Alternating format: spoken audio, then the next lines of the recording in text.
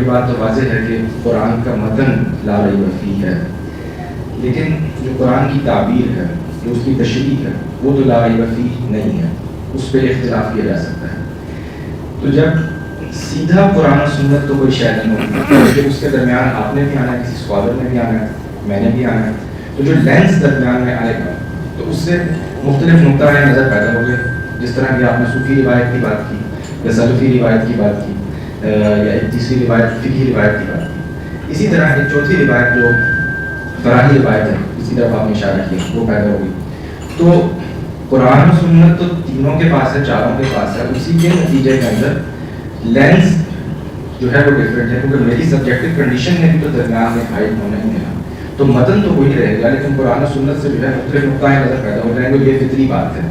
تو what's the difference and what is the litmus test if you can say کہ this one is the correct interpretation? بہت اچھا سوال ہے آپ کا، مختصر میں اس کا جواب دیتا ہوں۔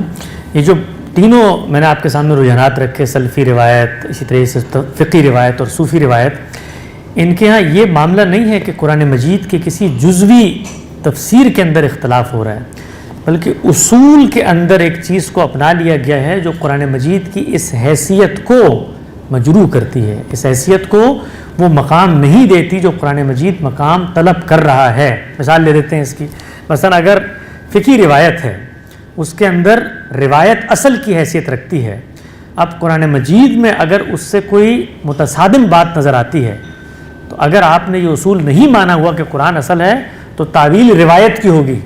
ہمارے کیا ہوتا ہے؟ تعویل قرآن کی ہوتی ہے۔ میں اس کی 20 مثالیں آپ کو پیش کر کے بتا سکتا ہوں۔ مطلب ایک سامنے کی مثال لیں، قرآن مجید نے کہا کہ آپ نے اشہر الحرم، حرام مہینوں کے اندر قتال سے اپنے آپ کو روکنا ہے، قیامت تک کی ہدایت ہے۔ اتنی واضح ہے کہ اس پر جو اعتراضات پیدا ہوتے ہیں اس کا جواب بھی قرآن مجید نے دیا ہے، اور یہاں تک بتایا ہے کہ اس کو ختم کرنے کے لیے تمہارے مخاطبین بعض بدعات پیدا کرتے ہیں، تم نے یہ نہیں کرنا۔ اہل روایت کیا کریں گے؟ وہ یہ کہیں گے کہ ہمارے پاس فلاں بن فلاں بن فلاں سے ایک تاریخی روایت آئی ہے، اس سے یہ ثابت ہوتا ہے کہ رسول اللہ صلی اللہ علیہ وسلم نے حرام مہینوں میں قتال کیا تھا، لہٰذا قرآن مجید کی جو ہدایت ہے منسوخ ہو گئی۔ تو اب یہاں پر تعبیر یا تفسیر کا اختلاف نہیں ہوا، یہاں جو اختلاف ہوا ہے وہ یہ ہوا ہے کہ اصل کی حیثیت کس کو حاصل ہے، بنیاد میں اختلاف ہو گیا ہے۔ تو ہم اس پر کس طرح غور کریں گے؟ ہم اس پر اس طرح غور کریں گے کہ جب قرآن نے ایک بات کر دی ہے تو آؤ اس کی روشنی میں روایت کا جائزہ لیتے ہیں، اور روایت اگر سمجھ میں آتی ہے تو اس کو قبول کرتے ہیں، سمجھ میں نہیں آتی تو توقف کا معاملہ اپناتے ہیں اور غور و فکر روایت پہ جاری رکھتے ہیں۔ اور جب اس پر غور کیا تو معلوم ہوا کہ ایسا ہوا ہی نہیں ہے۔ خود قرآن مجید نے بتا دیا ہے کہ اگر کوئی دوسرا جنگ کا آغاز کر دے اور اشہر الحرم آ جائیں تو تب تم جنگ کر سکتے ہو۔ تو رسول اللہ صلی اللہ علیہ وسلم نے آغاز نہیں کیا، جنگ پہلے سے جاری تھی، ان مہینوں میں بھی جاری کی۔ خود جس جنگ کے بارے میں کہا جاتا ہے آپ نے اشہر الحرم کے علاوہ کی، اس کو خود روایت کی کتاب میں کہتے ہیں کہ اشہر الحرم میں ہوئی نہیں، وہ شوال کے اندر ہوئی۔ تو یہ دیکھنے کا پرسپیکٹیو ہے۔ آپ میرے سامنے آئیں گے اس بات کو لے کے کہ موسیقی حرام ہے، تو میں پہلا سوال یہ اٹھاؤں گا کہ حلت و حرمت کی کچھ بنیادیں ہیں، وہ قرآن مجید نے سورہ اعراف میں بیان کر دی ہیں، ان 5 چیزوں میں اس کو لا کر دکھائیے مجھے۔ اگر نہیں لا رہے تو آئیے روایت پر غور کرتے ہیں۔ آپ مجھے کیا جواب دیں گے؟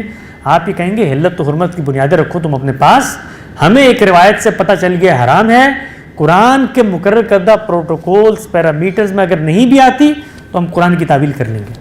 ہم کیا کریں گے؟ ہم یہ بتائیں گے نہیں، یہ پرنسپلز ہیں، یہ پروٹوکولز ہیں، یہ ڈایامیٹر ہے جو قرآن مجید نے دے دیا ہے، اس کی روشنی میں سمجھو تو تمہیں سمجھ میں آ جائے گا کہ اللہ کے پیغمبر نے اگر کہیں موسیقی سے منع بھی کیا ہے تو خود یہ پرنسپلز بتا رہے ہیں کہ اس کے اندر کوئی اخلاقی قباحت پائی جائے گئی ہوگی، اس کے اندر کوئی شر کی چیز ہوگی، اس کے اندر کوئی شرک کی چیز ہوگی، اگر وہ حق تلفی کا باعث بنتی ہے، اگر وہ جان والا آبرو کے خلاف زیادتی کا باعث بنتی ہے تو وہ چیز میرے نزدیک بھی ممنوع ہے۔ لیکن کینوس کیا ہے؟ کینوس قرآن مجید ہے۔ اگلی بات جو آپ نے فرمائی کہ جو قرآن کو محور بنا لیں، مثلا خود ہماری روایت کے تینوں بزرگوں میں نے بنایا، ان میں بھی اختلاف ہو گیا۔ اختلاف ہوگا، ہمیشہ ہوگا۔ اختلاف کو رفع کرنے کا سفر ہے جو انسان طے کرتا ہے، وہ سفر کس شاہراہ پہ طے ہوگا۔ اختلاف تو آج سپریم کورٹ کے اندر آپ لوگوں نے دیکھا ہوگا، لائیو کاروائی دنیا بھر میں پاکستان کی سپریم کورٹ کی دکھائی گئی، وہ سب اسی قانون کی دستور کی کتاب کی شکل پیش کر رہے ہیں اور اختلاف ہو رہا ہے، لیکن فیصلہ کیسے ہوگا؟ فیصلہ ان شکوں کی بنیاد پر ہوگا، ایک کامن پوائنٹ آف ریفرنس ہے، وہ آپ کے پاس بھی ہے، وہ میرے پاس بھی ہے. تو آیت آپ پڑھیں، قرآن کی تفسیر کریں. آیت میں بھی پڑھوں گا، تفسیر بھی کروں گا. فیصلہ کیسے ہوگا؟ 3 مراحل ہیں. آیت مشتمل ہے کلام پر، کلام مشتمل ہے جملے پر، جملہ مشتمل ہے الفاظ پر. الفاظ کا معنی ہوگا، وہ معنی آپ گھر سے لا کے تو بنا نہیں سکتے. وہ معنی انسانیت کے اجتماعی حافظے نے صدیوں کے تامل سے مجھ تک پہنچایا ہے. اس میز کو میں میز خود سے نہیں کہتا، پوری دنیا اس کو میز کہتی ہے. تو معنی اجماع اور تواتر سے پہنچتا ہے، معنی پر گفتگو ہو جائے گی. جملے میں وہ کیا چیز بنی ہے، کمپوزیشن کیا، اس پہ گفتگو ہو جائے گی. کانٹیکسٹ کیا، اس پہ گفتگو ہو جائے گی. تو انسان اختلاف کرتا ہے، کیوں کرتا ہے؟ قلت علم اور قلت تدبر کی وجہ سے کرتا ہے.